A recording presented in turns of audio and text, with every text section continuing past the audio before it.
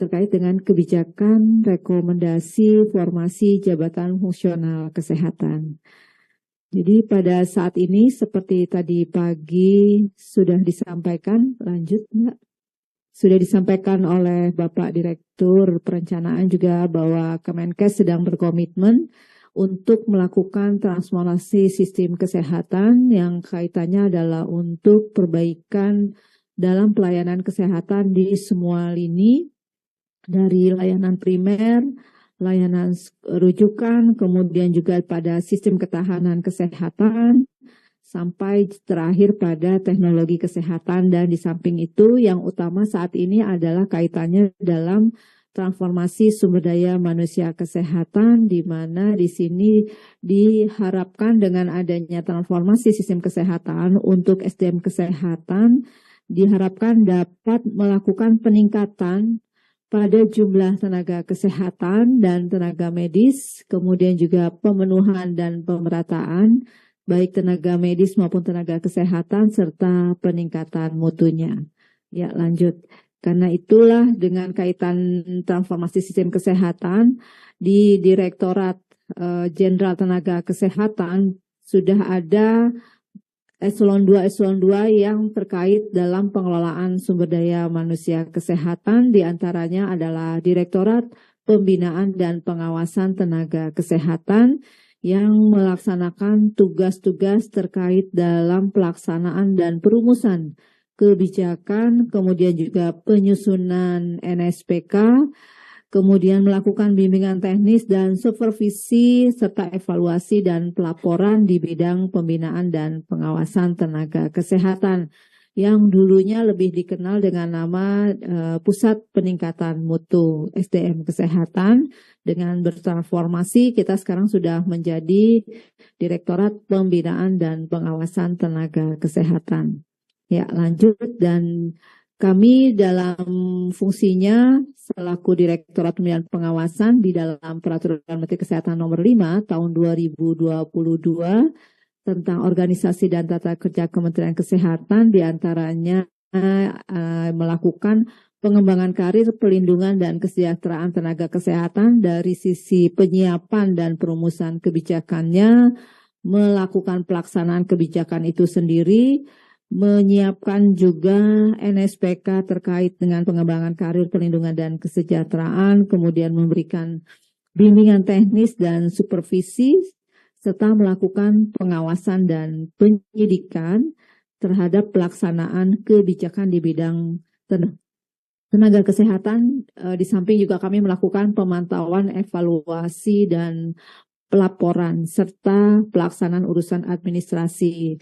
Jadi kami di Direktorat Binwas ini lebih fokus kepada pengembangan karir, pelindungan, dan kesejahteraan, termasuk di dalam pengawasan dan penyidikan dalam pelaksanaan kebijakan di bidang tenaga kesehatan. Ya, lanjut.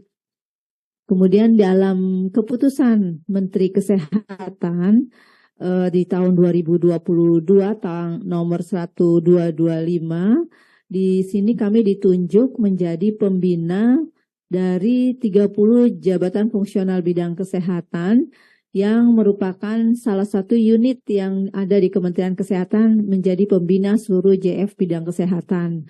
Karena semula awalnya itu dulu mungkin Bapak Ibu yang sudah berkecimpung di bidang jabatan fungsional, khususnya di bidang kesehatan, untuk pengurusan pengelolaan setiap jenis jabatan fungsional itu dilakukan di masing-masing direktorat menjadi induknya. Misalnya untuk kaitan dengan gizi ada di Direktorat Gizi zaman dulunya. Tapi sekarang semuanya sudah terkumpul jadi satu dan difokuskan di satu unit di dalam pengelolaan selaku pembina jabatan fungsional untuk 30 jenis jabatan fungsional tersebut. Jadi sekarang kami Direktorat Pembinaan Tenaga Kesehatan melakukan pembinaan pada 30 JF bidang kesehatan. Kalau instansi itu satu Kementerian Kesehatan menjadi pembina, tapi kalau satu unitnya diserahkan dan diberikan tanggung jawabnya kepada Direktorat Pembinaan dan Pengawasan. Ya, lanjut. Dan ini simplifikasi dalam pengelolaan jabatan fungsional secara bagan. Jadi dalam pengelolaan jabatan fungsional itu dimulai dari perencanaan, kemudian ada pengangkatan dan juga ada pengembangan. Untuk perencanaan dibuat lebih awal atau didahului dalam menyusun melalui penyusunan rembut yang sudah dipahami mungkin oleh Bapak Ibu dan besok akan ada pelatihannya juga. Jadi di sini dilakukan perencanaan bagi CPNS tentunya sudah dipastikan direncanakan pengangkatannya dan tentunya harus disesuaikan dengan formasi yang tersedia. Untuk CPNS itu langsung diangkat dan diberikan jabatan fungsionalnya sesuai dengan formasi yang sudah disusun. Sementara untuk PNS yang memang saat ini masih menjadi pejabat fungsional secara umum, itu juga harus berdasarkan formasi yang tadi disampaikan oleh Pak Abed melalui peta jabatan, kemudian disusun formasinya, seorang PNS akan dijadikan jabatan fungsional khususnya bidang kesehatan sesuai dengan peta jabatan yang ada dan diangkat melalui uji kompetensi. Kemudian pengangkatannya itu juga dilakukan setelah dinyatakan lulus uji kompetensi, disesuaikan dengan pola pengangkatannya, apakah dia melalui promosi atau pindah jabatan. Tentunya ini juga nanti diikuti dengan pengembangan kompetensi lain selama melaksanakan tugas-tugasnya selaku pelaksana dan juga setelah menjadi pejabat fungsional. Dia lakukan pengembangan kompetensi baik itu melalui pendidikan ataupun juga melalui pelatihan-pelatihan yang nantinya akan dinilaikan melalui sasaran kinerja pegawai yang itu juga dilakukan oleh teman-teman CPNS. Di sini nanti berpengaruh dan berdampak pada tunjangan tentunya Bapak Ibu. Ini menjadi satu pola, satu sistem untuk penilaian kinerja yang nantinya dikonversikan menjadi angka kredit. Karena sekarang tidak ada lagi pengumpulan dupak sesuai dengan Permen Pan 1 2023 sudah tidak menggunakan dupak tapi sudah menggunakan sasaran kinerja pegawai yang dibuat di awal tahun. Yang tentunya ada penilaian-penilaian secara periodisasi nanti dilakukan per triwulan dan akhirnya didapat angka di akhir tahun menjadi angka kredit yang dikonversikan yang dinilaikan oleh tim penilai atau atasan langsung di masing-masing institusinya. Untuk itu bisa terlihat nilai atau angka kredit yang sudah diintegrasikan atau dikonversikan dari nilai SKP tersebut dan apabila memang sudah sesuai dengan pola pengangkatannya atau naik jenjangnya tentunya bisa dilakukan uji kompetensi dan juga memperhatikan kualifikasi pendidikan. Ini menjadi satu bentuk pengembangan karir dari seorang pejabat fungsional. Dan nantinya dari kualifikasi pendidikan dan juga formasi yang tersedia tentunya dari peta jabatan yang ada, seorang pejabat fungsional ini bisa mengembangkan karir lebih tinggi lagi, baik itu melalui perpindahan jabatan, penugasan khusus, kenaikan jenjang maupun promosi. Seorang pengelola penjabat fungsional ini juga bisa berhenti kalau yang bersangkutan itu memang sudah tidak menjadi pegawai negeri atau PNS atau ASN lagi ataupun sudah beralih jabatannya misalnya dari seorang jafung menjadi pejabat struktural. Ini salah satu simpelnya dalam bagian pengelolaan seorang jabatan fungsional kesehatan. Ya, lanjut. Dan kami juga sudah mengeluarkan edaran nomor 527 tahun 2024, yaitu surat edaran di Jenakes, yang di dalamnya juga ada kaitannya penetapan kebutuhan formasi jabatan fungsional bidang kesehatan. Di samping ada pembinaan jabatan fungsional sendiri, ada pengangkatan, kemudian ada uji kompetensi dan penilaian angka kredit, serta pemantauan dan pengawasan untuk pembinaan jabatan fungsional di bidang kesehatan. Surat edaran ini bisa diunduh pada informasi yang ada di slide ini, nanti Bapak Ibu bisa baca. dan bisa menyimak lebih detail lagi apa-apa saja yang terkait dengan pembinaan jabatan fungsional, kemudian pengangkatan PNS ke dalam jabatan fungsional, termasuk penetapan kebutuhan dan lain sebagainya. Ya, lanjut. Dan kaitan dengan jabatan fungsional tentunya perlu dikaitkan perlu juga diperhatikan adanya pengembangan karir seorang jabatan fungsional, dan ini sudah ada di dalam amanah Undang-Undang Nomor 20 Tahun 2023 di dalam pasal 60 dan juga pasal 46, 69 dan 46 bahwa untuk pengembangan karir PNS dilakukan berdasarkan kualifikasi, kompetensi, penilaian kinerja, dan kebutuhan instansi pemerintah. Termasuk di dalamnya ada pengembangan talenta dan karir, di mana untuk pengembangan talenta karir dilakukan juga dengan mempertimbangkan kualifikasi, kompetensi kinerja, dan kebutuhan instansi pemerintah. Jadi kalau digambarkan dalam satu bagan, untuk pengembangan karir seorang jabatan atau pejabat fungsional adalah bisa dilihat dari kualifikasi, yaitu dari pendidikan sesuai dengan persyaratan-persyaratan yang dibutuhkan di dalam peta jabatan maupun juga di dalam formasi, yaitu untuk misalnya dibutuhkannya pendidikan minimal D3 atau juga lebih dari D4, S1 dan sebagainya, tergantung dari kebutuhan di dalam organisasi itu sendiri per jenis jabatan fungsional yang dibutuhkan. Kemudian juga ada pengembangan kompetensi, dan tentunya ini harus melalui uji kompetensi yang untuk menyatakan dan meyakinkan seorang pejabat fungsional tersebut memiliki kompetensi sesuai dengan jenjang dan golongan serta jabatannya. Ada juga penilaian kinerja sebagai pengganti dari DUPAK yang memang harus disesuaikan untuk pemenuhan angka kredit setelah dikonversikan dari SKP tersebut, hingga nantinya dihasilkan suatu perhitungan kebutuhan dan menjadi formasi yang diusulkan untuk ditetapkan oleh Kementerian PAN dan RB. Ya, lanjut.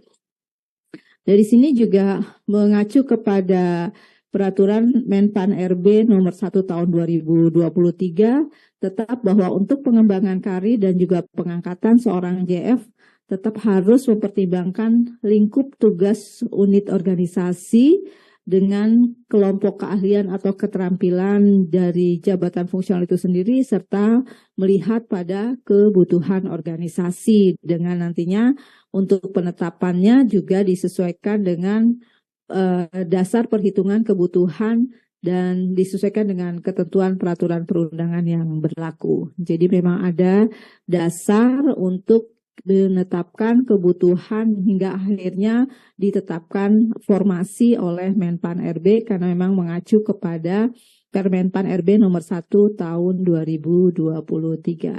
Ya, lanjut. Kaitan dengan hal tersebut, Bapak Ibu, diawali tentunya untuk bisa menghitung kebutuhan, untuk bisa memenuhi jumlah kebutuhan organisasi terhadap satu jenis jabatan fungsional, perlu dibuat perhitungan melalui analisa jabatan dan juga analisa beban kerja yang harus dibentuk satu tim Anjab dan ABK. Ini tertuang juga di dalam Permenpan 1 2020 tentang pedoman analisis jabatan dan analisis beban kerja, di mana harus membentuk tim yang terdiri dari ketua, sekretaris, dan anggota, dan juga pejabat pembina kepegawaian membentuk tim-tim pelaksana untuk membentuk atau menghitung analisis jabatan dan analisis beban kerja. Jadi tugasnya antara lain nanti kalau dikoordinir oleh pembina kepegawaian, tim Anjab dan ABK ini harus mengumpulkan data dari seluruh instansi yang ada, kemudian juga menyusun informasi jabatan, dan informasi jabatan ini sangat penting karena ini yang bisa menentukan jenis jabatan fungsional yang dibutuhkan oleh suatu organisasi. Jadi infojab ini memang masih diperlukan. Kemudian memverifikasi data serta mengumpulkan data beban kerja terkait dengan perhitungan jangka waktu 1 tahun kebutuhannya.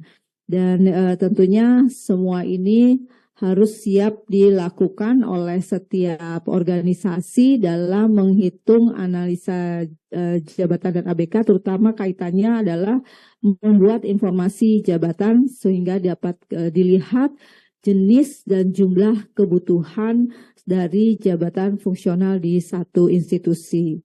Ya, lanjut. Ini mekanismenya Bapak Ibu sebagai tindak lanjut setelah, ya dilanjut Mbak. Ya, setelah dihitung nanti ANJAP dan ABK serta info jabatannya, ada mekanisme lain dalam pengangkatan PNS ke dalam jabatan fungsional atau hal ini disesuaikan dengan surat edaran PAN-RB pertanggal 15 Oktober 2018. Jadi dari ANJAP, ABK, dan juga Infojab yang sudah disusun, yang dituangkan di dalam Renbud, kalau di kesehatan sudah ada aplikasi tersendiri, dan di sana diamanahkan bahwa apabila kementerian atau lembaga atau Pemda ingin mengangkat PNS ke dalam jabatan fungsional, baik itu keahlian maupun keterampilan, baik melalui pengangkatan pertama, perpindahan dan dari jabatan lain atau melalui penyesuaian jabatan, wajib didahului dengan penyampaian usulan kepada instansi pembina jabatan fungsional, dalam hal ini Kemenkes, untuk mendapatkan rekomendasi sebelum menyampaikan usulan kepada Menteri PAN-RB. Jadi tadi pagi sudah juga disampaikan kenapa harus melalui rekomendasi lebih dahulu melalui aplikasi Renbud untuk mendapatkan rekomendasi, karena memang sudah ada surat edaran yang menyatakan wajib didahului dengan penyampaian usulan untuk dilakukan verifikasi dan validasi dari teman-teman di perencanaan. Kemudian juga kami melakukan verifikasi dan validasi kembali kaitannya untuk penyempurnaan lagi dalam hal penetapan atau penyiapan rekomendasi formasi sebelum disampaikan usulan ini kepada Kementerian PAN-RB. Lanjut. Dan ini penyusunan formasi juga kami sudah mengeluarkan, saat ini juga sedang ada revisi terkait tentang penyusunan formasi jabatan fungsional bidang kesehatan pada Permenkes 43 tahun 2017 yang dulunya lebih dikenal dengan Sibajangkrik, tapi ketentuan dan syarat-syarat untuk penyusunan formasi jabatan fungsional bidang kesehatan masih mengacu kepada Permenkes 43 tahun 2017, hanya pada penginputan ke dalam aplikasinya sudah tidak menggunakan aplikasi Sibajangkrik, tapi sudah terintegrasi dengan aplikasi Renbud. Bapak Ibu tidak lagi mengentry atau memasukkan data-data ke dua aplikasi yang berbeda walaupun hasilnya satu, tapi sekarang sudah terintegrasi dan sudah menyatu antara aplikasi Sibajangkrik dan aplikasi Renbud, sehingga satu kali menginput data-data kebutuhan berdasarkan usulan formasi yang sudah Bapak hitung berdasarkan Infojab, berdasarkan ABK dan juga ANJAP, tentunya tidak akan lagi membuat inputan baru melalui aplikasi Sibajangkrik. Cukup dengan satu melalui aplikasi ini akan nanti disesuaikan dan akhirnya diterbitkan rekomendasi formasi yang nantinya dapat diunduh juga melalui aplikasi Renbud. Tentunya juga kami melakukan analisis untuk menerbitkan rekomendasi berdasarkan berita acara yang ditandatangani oleh Bapak Ibu dari 3 OPD masing-masing instansi, baik itu provinsi, kabupaten maupun kota. Tentunya ini yang memang perlu diperhitungkan secara baik karena sudah terintegrasi dengan satu aplikasi. Kebutuhan yang diperlukan oleh organisasi baik di tingkat provinsi, kabupaten maupun kota diyakinkan sudah harus benar dan sesuai dengan kebutuhan. Kemudian juga dengan tidak adanya lagi inputan di aplikasi yang lain, tentunya perhitungan ini harus benar-benar dibuat secara detil, baik, dan benar. Ya, lanjut. Dan Bapak Ibu, kami menyampaikan juga di dalam Permenkes 43 ini disebutkan bagaimana prinsip-prinsip dalam penyusunan formasi atau kebutuhan, di mana formasi pada satuan organisasi harus dihitung berdasarkan rasio beban kerja dengan jumlah kebutuhan jabatan fungsional di instansi atau di organisasinya. Kemudian juga menyusun berdasarkan peta jabatan dari masing-masing instansi, baik itu kementerian, lembaga, provinsi, kabupaten, kota, ini provinsinya kurang. Bukan lagi per institusi atau per unit kerja seperti yang dulu pernah diusulkan melalui Sibajangkrik. Bisa per rumah sakit mengusulkan sendiri, kemudian juga per klinik atau per institusi lain. Kalau sekarang tidak bisa, harus per institusi per unit kerja karena sudah diamanahkan dalam Kepmenpan RB nomor 173 tahun 2024. Kemudian prinsip berikutnya kaitan dengan penyusunan formasi adalah komposisi dari jumlah jabatan fungsional kesehatan tidak berubah selama tidak ada perubahan organisasi. Karena rekomendasi yang kami terbitkan ini berlaku 5 tahun dan bisa direvisi setiap tahunnya sesuai nanti di ditandatangani 3 OPD lagi dan harus masuk melalui aplikasi Renbud. Jadi kalau tidak ada perubahan organisasi sebaiknya tidak ada melakukan perubahan komposisi dalam setiap jenis dan jumlah jabatan fungsionalnya. Kemudian perpindahan jabatan fungsional baik itu secara mutasi, promosi atau naik jenjang harus disesuaikan dengan formasi yang tersedia. Ini yang menjadi dasar utama dalam penyusunan formasi. Ya, lanjut. Jadi Bapak Ibu, untuk kaitan regulasi mengapa harus ada analisis jabatan dan analisis beban kerja, ini banyak regulasi yang menuangkan aturan tersebut.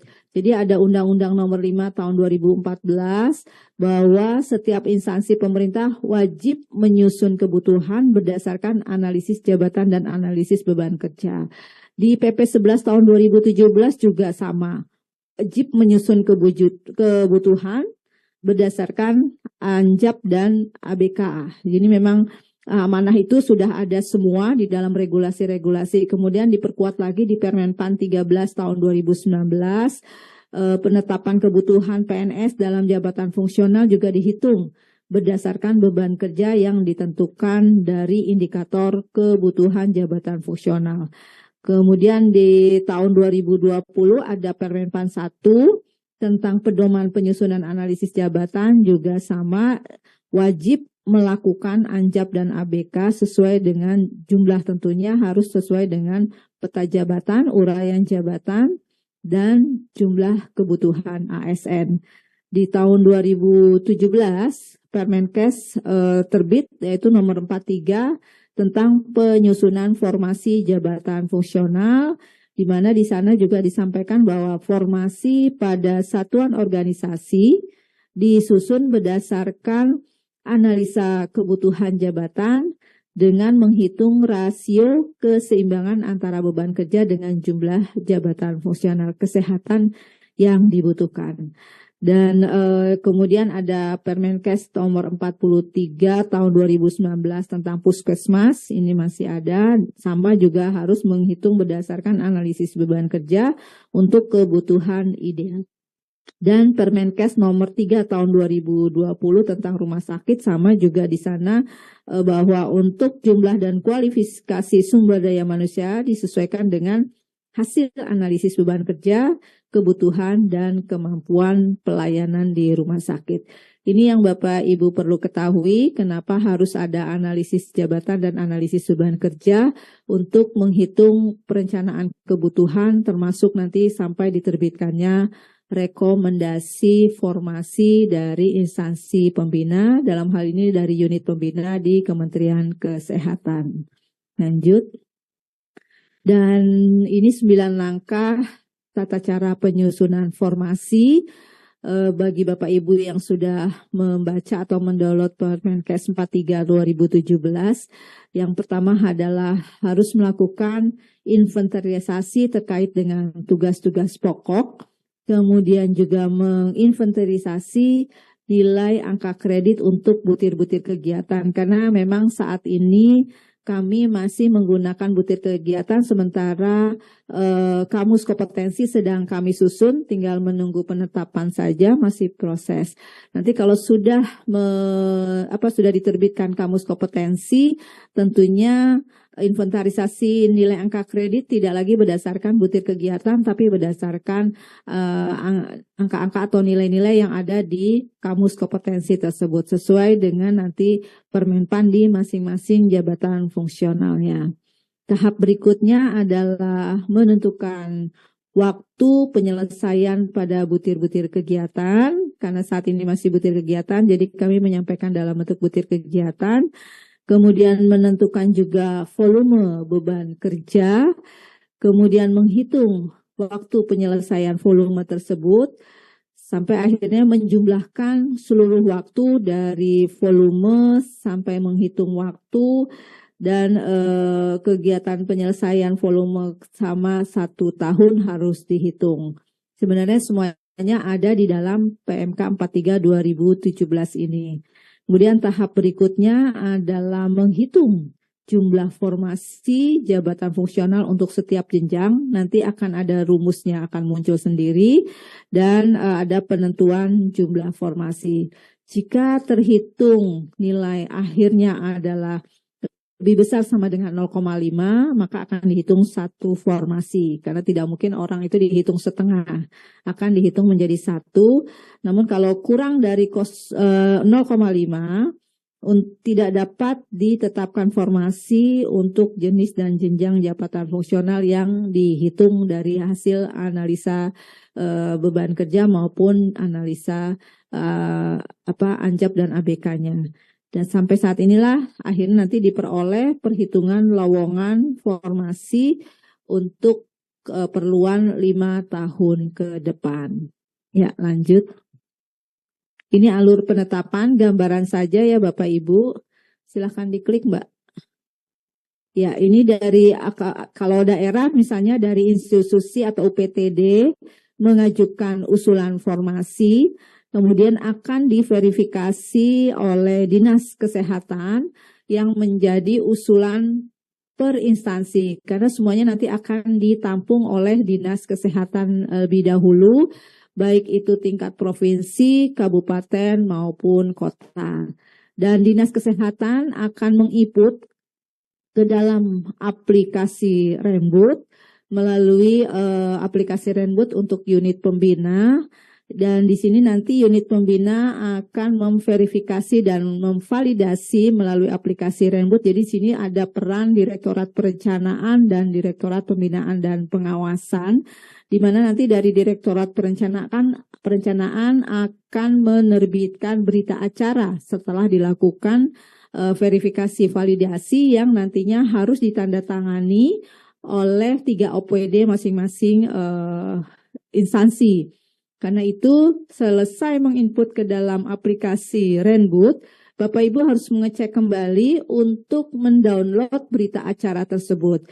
Dan dari unit pembina ini nanti akan menunggu hasil verifikasi tersebut yang sudah ditandatangani oleh 3 OPD untuk dikembalikan kepada Direktorat Perencanaan, yang selanjutnya nanti akan di-upload dan diverifikasi kembali apakah ada perubahan dari berita acara yang sudah di-download, baik dari sisi jumlah maupun jenis jabatan fungsionalnya.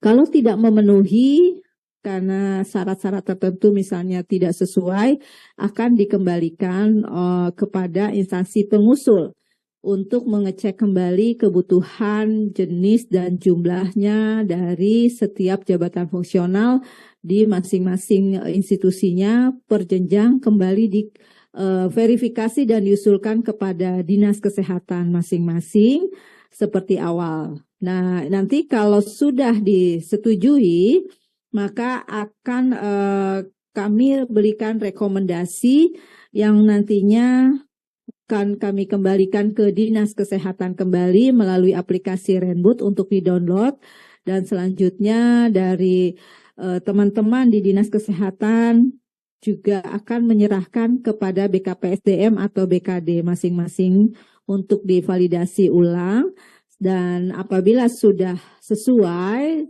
dari informasi yang diberikan oleh BKD misalnya, maka BKD akan mengirimkan melalui aplikasi baik itu ke BKN maupun ke Menpan RB, tentunya ke Menpan RB untuk dapat ditetapkan formasi sesuai dengan usulan yang disampaikan. Tentunya ada pertimbangan-pertimbangan yang nantinya juga akan ada informasi tanya jawab dari BKN ataupun Menpan RB kaitan dengan usulan formasi yang disampaikan melalui rekomendasi formasi yang disampaikan oleh unit pembina, dan setelah ditetapkan Menpan RB akan mengembalikan ke BKPSDM masing-masing baik itu provinsi, kabupaten maupun kota untuk ditetapkan menjadi formasi di masing-masing wilayah. Ini alur untuk formasi pada instansi daerah yang sekarang sudah dilakukan. Jadi tidak ada lagi input dua aplikasi, dulu melalui Renbud dan Sibajangkrik, sekarang satu aplikasi yang sudah diintegrasikan dengan aplikasi Sibajangkrik ini. Ya, lanjut. Kemudian kaitannya untuk formasi di kementerian lembaga itu juga sama. Jadi kementerian lembaga mengajukan usulan formasi jabatan fungsional kesehatan yang divalidasi lebih dahulu oleh biro organisasi ataupun kepegawaian di masing-masing KL. Selanjutnya disampaikan kepada unit pembina, sama seperti tadi dilakukan validasi melalui Direktorat Perencanaan karena diinput lebih dahulu di aplikasi Renbud, sampai nanti akhirnya diterbitkan adanya rekomendasi formasi untuk kebutuhan di kementerian atau lembaga yang juga akan dikembalikan kepada unit pembina kepegawaian di masing-masing lembaga yang di-download dari aplikasi Renbud. Kemudian disampaikan ke Menpan RB. Setelah ditetapkan formasinya, maka teman-teman yang ada di kementerian lembaga ini juga akan menerima penetapan formasi dari Menpan RB untuk formasi di masing-masing kementerian lembaganya, terutama di unit-unit pelayanan atau fasilitas pelayanan kesehatan yang ada di kementerian lembaga. Ya, lanjut. Lanjut, ini kaitannya untuk penerbitan rekomendasi dan formasi jabatan fungsional bidang kesehatan. Lanjut saja, Mbak.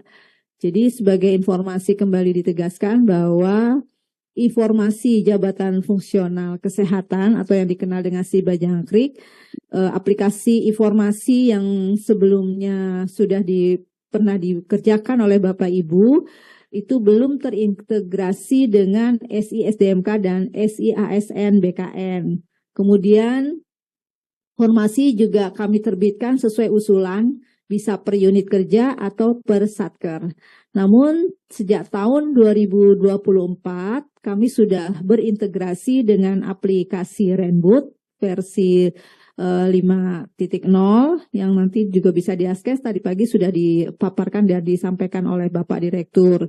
Di sini kalau melihat dengan adanya integrasi ini, maka aplikasi penyusunan kebutuhan tenaga kesehatan maupun tenaga medis yang sudah dikembangkan oleh Direktorat Perencanaan dan terintegrasi dengan SI-SDMK dan SI-ASN BKN. Jadi kami sudah berintegrasi, sudah menyatu dengan aplikasi Renbud ini, sehingga yang semula Bapak Ibu mengajukan melalui Sibajangkrik sudah tidak ada lagi. Dan formasi sekarang untuk rekomendasi juga terbitnya per instansi, per kementerian, lembaga, kabupaten, kota, ataupun per provinsi.